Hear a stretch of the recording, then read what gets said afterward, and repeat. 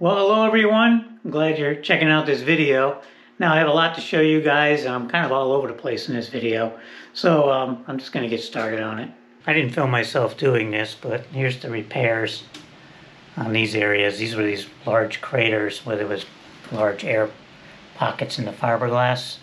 So that's about probably maybe 5 to 6 layers of fiberglass right there to fill those. Anyways, here's the center one. There's a huge crater right here. Port side, a few spots.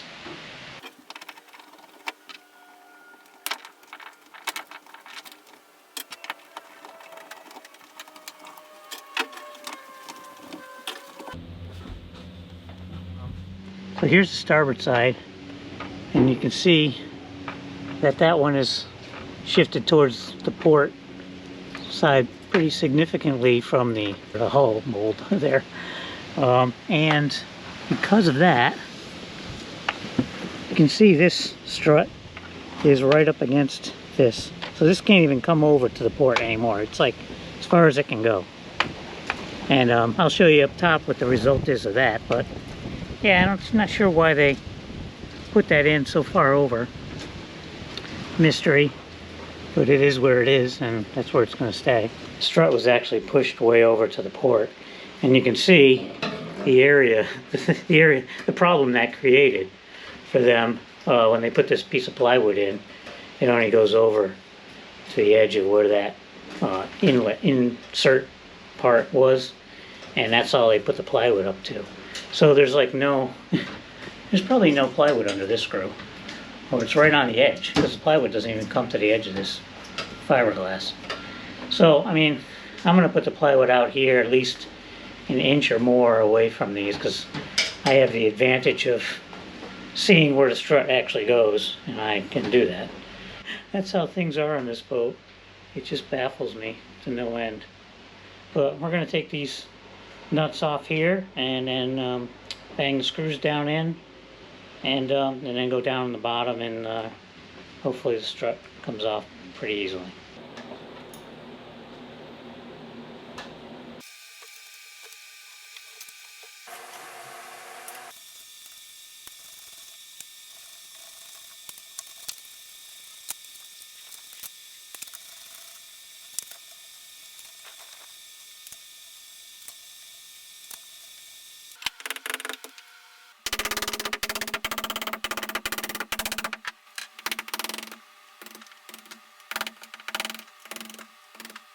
Here's all the bolts that fell down.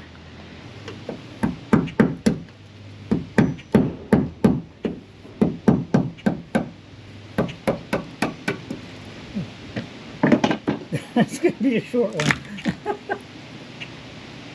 Here we go. Oh. Wow. The mechanic told me to just see if there was any shims on here, but it appears that they didn't put any shims on. Just a layer of 5200, which may or may not have been doing much.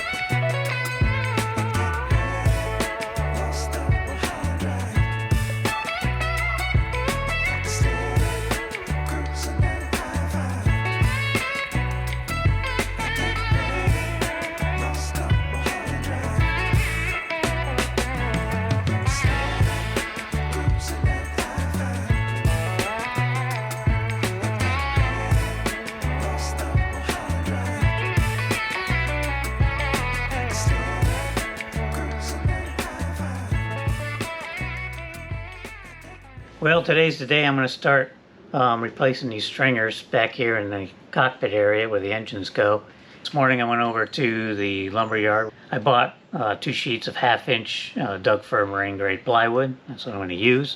I'm going to have to laminate them together. So in the end it'll be just a little under 1 inch thick. These are my sketches I made of the existing engine beds before I pulled them out. I dimensioned all this stuff that was here now, and that was an eye-opener. Everything's off all over the place. But I'm going to just work with what I got. I'm not going to totally re-engineer. I tried to get the boat as level as I could using the top of these 2 stringers right here. And the tops of these 3 stringers right here are level. This stringer over here in the port side, there's an issue with that one. It's not level with these other 3. And you start to tell, but this piece of wood that supports the bulkhead there, that kind of dips down right there.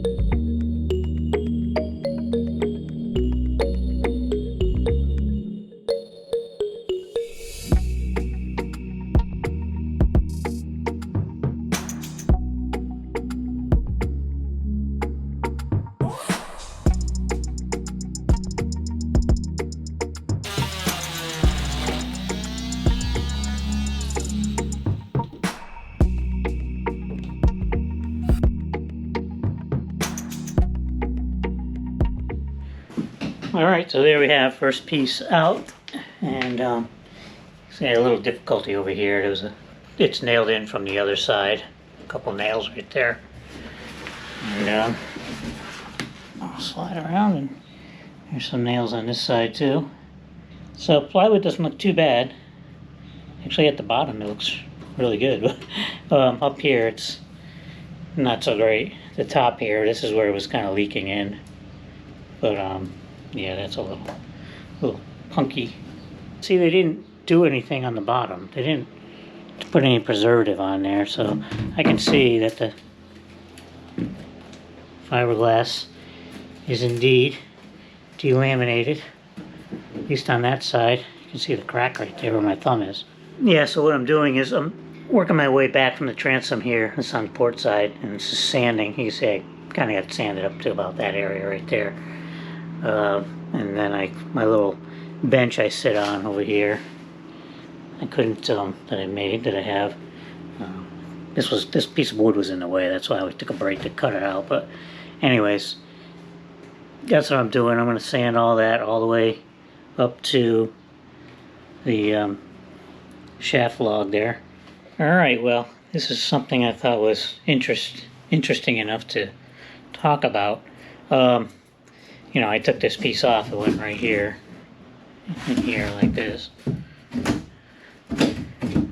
So anyways, you get the idea. So when I was cutting off the rest of the wood that went on there, this little piece was in this little slot like that. So you can see how they fit that together. Would have been like that. So they did have a system, so that would have been attached to the bottom of this piece of plywood like this. So there was a system of locking these things together other than the nails they nailed in through the end grain there on the plywood. So I thought that was pretty cool that they actually took the time to do that, but I'm not going to do it that way because I want to get this all in fiberglass, all of it, and then put these in after. Probably just going to epoxy it on there and then fill at the corners. Alright, so this is an update of what I'm up to today. I'm starting to work in this area. This is on the starboard side where the strut attaches in the rudder. And I want to get a new piece of plywood in on this side and the other side. This side is unique in that these bolts were way too close to the edge of the plywood. So what I have to do for this flat area is kind of extend it out. So today I'm going to put some build up the fiberglass in this area, probably another 2 inches, so that I have a flatter area, and then I can put a larger piece of plywood in. It's also going to allow me, when they put the strut in, it's over as far as it can be to the port side. It starts hitting the actual hull right there. So if I have to shift it slightly more to the port side when I put it in and try to align it, it'll give me a lot more beef in there of fiberglass, so I can grind the outside a little bit to actually move the strut over if I have to. I may not have to, but at least I'll have that there. And there'll be all kinds of other fiberglass tabbed in and over this too. Another area here, this is the original hull here. They put a layer of fiberglass on this area before they put the plywood down. But right in this area there was kind of a pocket, and I ground it out. All this fiberglass for the original hull was actually shiny. They didn't even sand it or anything. And there was some strands of fiberglass in there. That's why this didn't stick good in this corner. So anyways, I popped that out. I'm going to put some fiberglass here to kind of build this back up a little bit. Then we come to this area here. You can see right here where I ground this out. And I ground out from like here all the way to the back as well. And that's down to the original hull right there. So I just had this area here to grind out. And what I was finding in this particular area right here, all the way to the back, down to here, and you can see the discoloration here. This actually has some water between the tabbing and the hull. That's why it's kind of dark like this, because the water's like oozing out. So all this has to be removed. So you can see right there how dark that is. I just ground that a little bit this morning, and it started oozing some water out of there. So that's not good, obviously. And in this area, it just wasn't even stuck down very good. So that's all going to be ground down and ground out. I'm not going to worry about from this area over until I pull the stringer out, and then I'm just going to grind it all. But that's just something you can't just overlook and just cover over. So it's not everywhere. It's just down in the back here. Just down in this one little area right here is probably a low spot or something. I don't know, or the tabbing just wasn't done good and water got in there and just stayed in there. Had nowhere to go. So anyways, we're taking care of it. So this is another good reason for removing these stringers, because I can get this all right down to the hull and start anew. Okay, so we're going to remove this stringer here on the starboard side. I decided the way I'm going to do it is I'm going to cut it off right here, even though I'm going to remove 8 more inches forward underneath this bulkhead. But I'd like to get just this main part of it out of here first, and then that'll kind of free up a little bit more room to get the other part out, and it's kind of a little more tedious.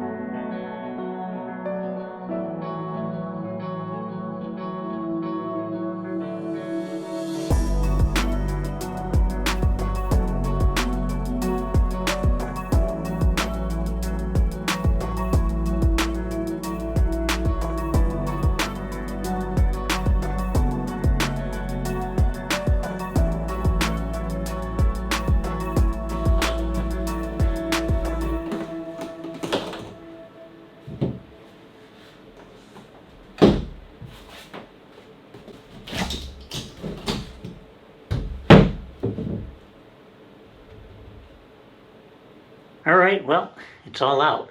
And you can see there's a little bit of wood left there. That was all kind of tied in pretty good to the tabbing. That was the most difficult part to try to release it. But the rest of it released pretty good. You can see my epoxy filler I put in there when I wasn't going to take these out. But that'll all be ground out of there now and cleaned up. The next thing to do is kind of cut this edge down and blend it all into the original hull, which is right there. That's going to take a little while. I won't film any of that. It's just grinding. This is where one of the limber holes was. You can see how they did it. They flipped this piece down and then tabbed over it this way. There's the other limber hole, which I'm going to eliminate. So all this has to be ground down and smoothed out so I can fiberglass over it. But there you go. We'll walk all the way down here to the front. There's the front piece. You can see it's basically two pieces of 1/2-inch plywood. Same thing I'm going to do. They glued them together. Okay, now let's look at the actual pieces. This is the the aft piece here, delaminating. You can see here how soft it is. So it's bad. Here you can see where they join pieces of plywood together. It's a joint right there.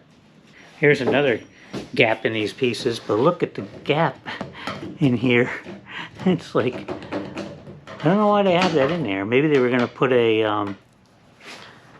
another cross member in there. I don't know. It's kind of weird. But this is where the engine bed was screwed on. So there's hardly any plywood on this edge right here. So that's not good. That's strange. Anyways, we just go down and you can see it's same situation. And I think this is actually the good side. So yeah, the plywood is not good. Not good here either. There's another joint right there on that side. It is staggered the joints. And then we get back to where this is the engine bed was right up against this on this side of it, this back side, and water just couldn't even get past this thing. And you can see because of that, it really rotted out. So that's really bad. So anyways, that's our wonderful stringer on the starboard side, and I think the port side one is worse than this. And we'll find out, but it doesn't really matter. They're being replaced. So I'm going to take the other one off now, make some more noise. Okay, so here you can see on the starboard side that little 8-inch long piece is out. It's like a little finishing nail. There was a couple of them in there. They just toe-nailed it in just to hold it until they fiberglassed it, I guess. But that's it. And then there was 2 screws that were screwed down in here, not on this piece. It must have been on the first piece, and then they screwed this top one to this. Anyways, I had to cut those off to get it out, but then it came out fairly easy. You can see the port side one is out too over there. So both stringers are totally removed, as much as I'm going to remove them. Okay, so what you're looking at here is a layup I did on my bench, and I was trying to see how thick 1708 was. That's fiberglass when you lay it up. Now this is 6 layers of 1708. I didn't vacuum bag it or anything. I just did it the old-fashioned way here. And you can see it came out really nice. And I measured the thickness, and it's 0.30. So that tells me that each layer with epoxy is 0.05 inches.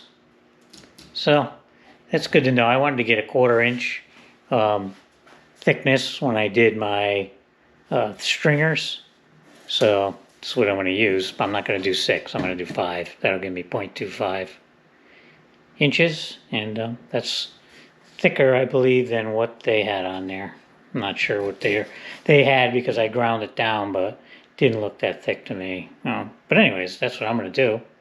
I'm going to 610 these together and then cut some plugs out of them so I can plug the strut and rudder bolt holes so I can re-drill them later in case they're off just a little bit.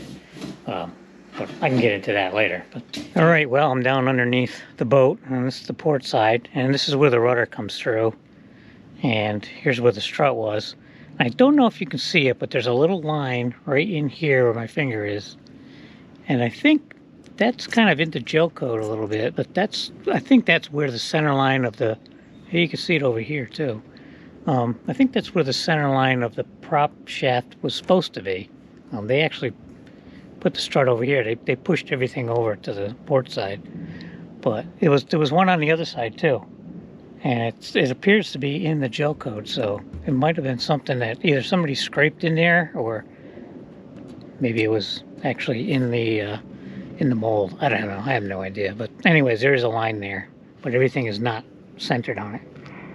Where the strut goes, the Gelcoat is really bad, and I just chipped it off with a chisel. And all around the rudder, I did the same thing.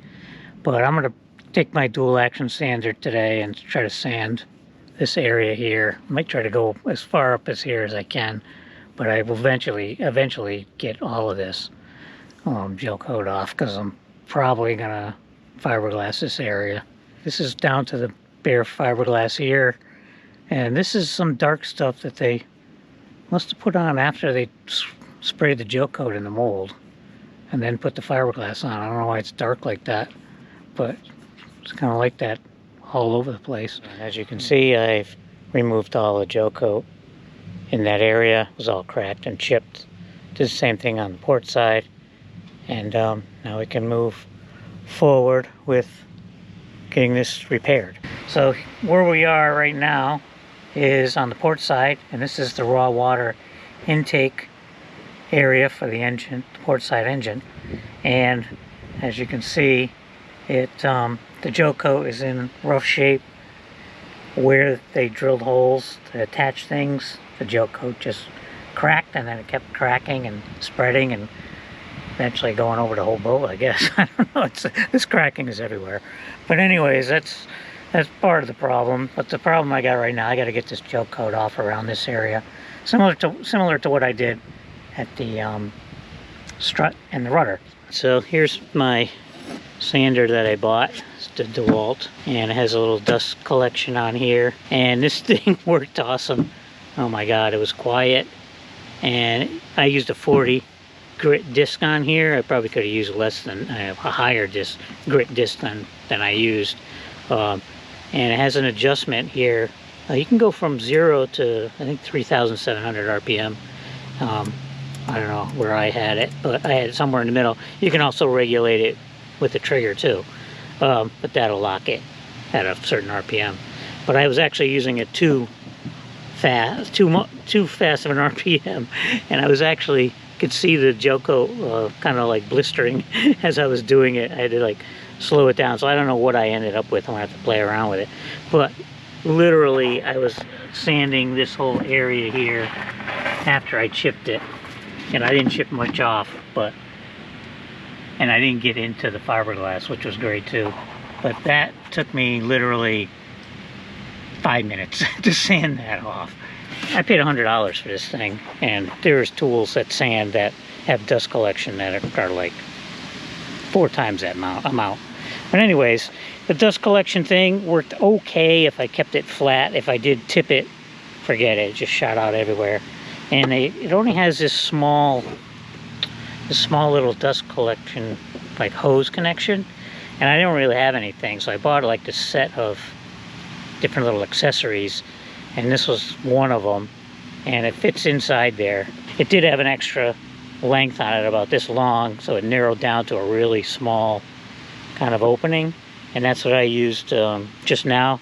But I just trimmed it off, thinking I can get a lot more flow out of this thing, you know. That much right there that I did when I was doing the back with my dual action sander at the rudder, that took me like a half hour to do. So, and you can see that I've ground all that area down to bare fiberglass, and you can see that the fiberglass on the outside of the boat is chopped strand, and that's kind of not what you want on the outside if it doesn't have Gelcoat on it. So And I've seen other people do this, and that's why I'm doing it. I'm going to go over it with a couple layers of pretty thin fiberglass and then fair it all in afterwards. But I filled all the holes, screw holes, with 610, sanded everything down. You can see I filled in all the cracks with Total Boat Total Fair, sanded it all down. Quite a few cracks here. I'd say this is probably about average for underneath this boat. If you go back that way, it gets worse.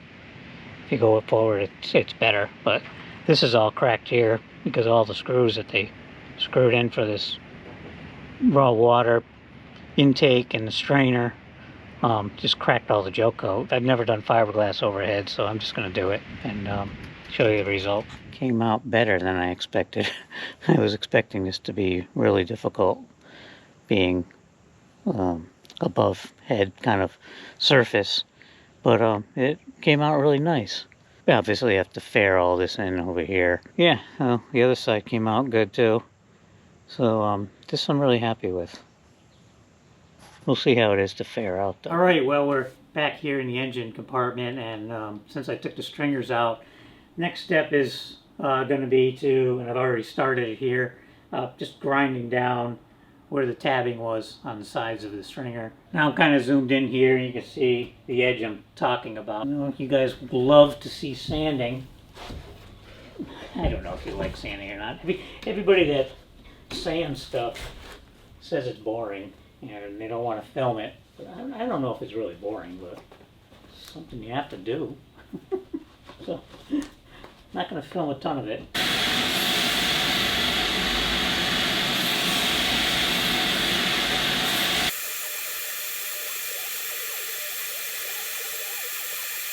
So I'll turn the RPM up a little bit.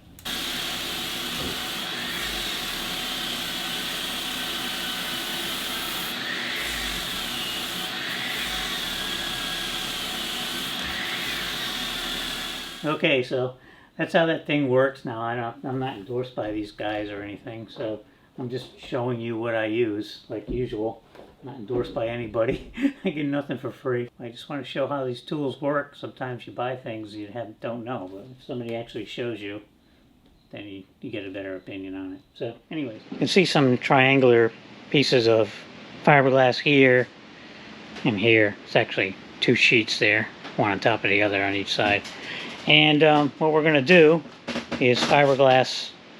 I'm going to call them the beams that go across. There's a beam that goes across here, but I'm just going to do like halfway, or almost all the way actually. I'm just not doing the middle portion. So I'll get down there and show you a little bit better. Alright, so we're down here on the port side, and I won't show you the other side. It's all the same as this, but this is the piece I'm talking about right here. That's part of the triangle. You can see the shape. And that ties into the stringer. This stringer I'm going to take out later. There's another one like that on the middle, but that big white area is where the other stringers I took out already. That's where that goes. But I had to fill it a little bit yesterday, sand it down this morning to get that all level and flat. But that's the triangle piece I'm going to be fiberglassing, and I can't get the camera in here to show it. I can barely do it now without me in the way doing fiberglass, but I'll show you the result when it's all done. It's the next day, and it was very stressful to get this in here. It was not a lot of room, and I really struggled with it, and I was getting pretty frustrated with it. But anyways, it's done. It needs to be ground down because there's a lot of frayed fiberglass sticking up, as you can see.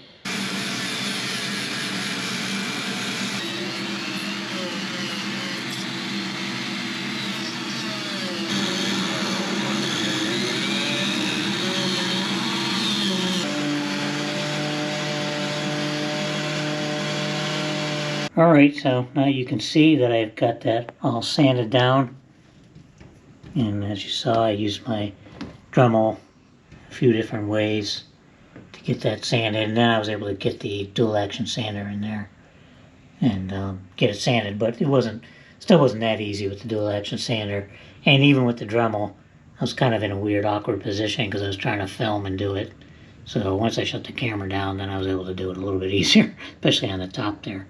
But anyways, that's it. The other side is the same way. This is the port side.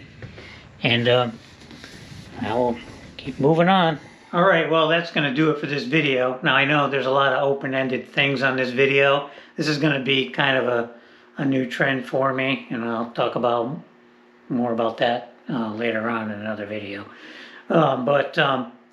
Anyways, if you actually noticed the last clip, I put a date on it of beginning of August. Can't remember what the date was now. But what I'm going to do, or attempt to do here, it is almost Thanksgiving time, so it's late November. I'm going to try to catch you guys up by the new year. So that gives me about a month to edit a bunch of videos that covers everything I did from the end of July all the way through till January. So you could probably expect, if all goes well, a bunch of videos to come out pretty soon, like in the next week and weeks to come. And yeah, it'll be nice to catch you guys up, and then by the end of this year, and then we'll see what happens next year. But you're probably I'm probably going to post this Thanksgiving morning, so happy Thanksgiving, everyone. And I'll cheers you with my little beer here. So yeah, happy Thanksgiving, and we'll see you soon.